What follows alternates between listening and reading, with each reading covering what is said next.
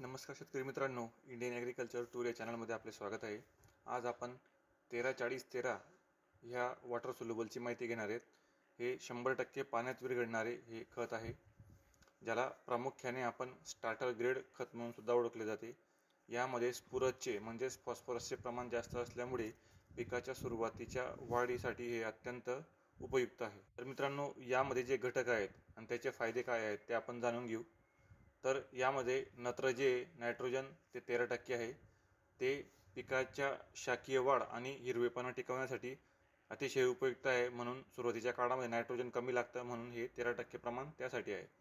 त्यामध्ये फॉस्फरस 40% म्हणजेच मुळांच्या विकासासाठी आणि फुलधारणेसाठी सर्वात मुख्य घटक आहे. आणि जसं की तुम्हाला माहीतच आहे की फॉस्फरस कुठल्याही झाडांच्या मुळींच्या वाढीसाठी अत्यंत उपयुक्त घटक आहे. म्हणून फळबागायतदार असतील, भाजीपालावाले असतील, ते सुरुवातीला बेसल डोसमध्ये म्हणा किंवा नंतर या वॉटर सोल्युबलद्वारे फॉस्फरसचं कंटेंट जास्त देण्याचा प्रयत्न करतात, करून त्यांच्या पिकाची वाढ लवकरात लवकर व्हावी आणि दर्जेदार गुणवत्तापूर्ण फळे आपले उत्पादनासाठी येण्यासाठी. तसेच मित्रांनो, यामध्ये पोटॅशचं प्रमाण जे आहे ते 13% आहे.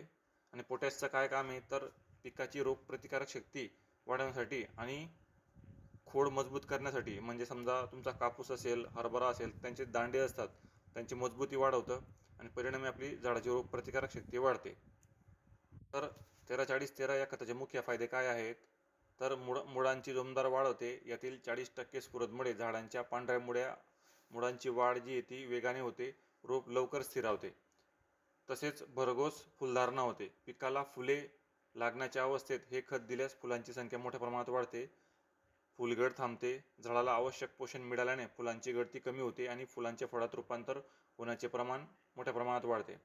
तसेच मित्रांनो, समतोल वाढ म्हणजेच काय, तर नत्र आणि पालाशचे योग्य प्रमाण पिकाची उंची आणि मजबूती यांचा समतोल राखते. आणि हे 100% पाण्यात विरघळणारे असल्यामुळे ते ठिबक सिंचनातून आपल्याला सहज देता येते. ठिबक चोकअप होत नाही आणि आपल्या पिकाला लवकरात लवकर उपलब्ध होते. याचा वापर कधी करायला पाहिजे, तर सुरुवातीची जी अवस्था आहे, पीक लागवडीनंतर 15 ते 20 दिवसांनी मुळांच्या वाढीसाठी हे देणं गरजेचं आहे. तसेच समजा तुम्ही हरभरा लागवड केली असेल, हरभराला ज्यावेळेस फ्लॉवरिंग सुरू होते त्यावेळेस तुम्ही याचा वापर करू शकतात.